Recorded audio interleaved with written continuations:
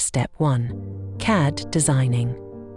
The process begins with computer-aided design, CAD, where a 3D digital model is created. This model acts as the blueprint for manufacturing with precise dimensions and features. Popular CAD tools like SolidWorks or Fusion 360 allow easy design and modification, ensuring the model meets functional and aesthetic requirements.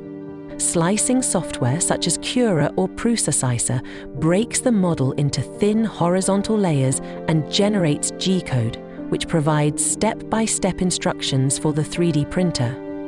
Key settings like layer thickness, print speed, and infill are configured here, determining the quality and strength of the final product. The final step is fabrication, where the 3D printer builds the object layer by layer based on the G-code. Techniques like FDM, SLA, or SLS vary in materials and methods. For example, FDM extrudes heated filament, while SLA cures liquid resin with a laser.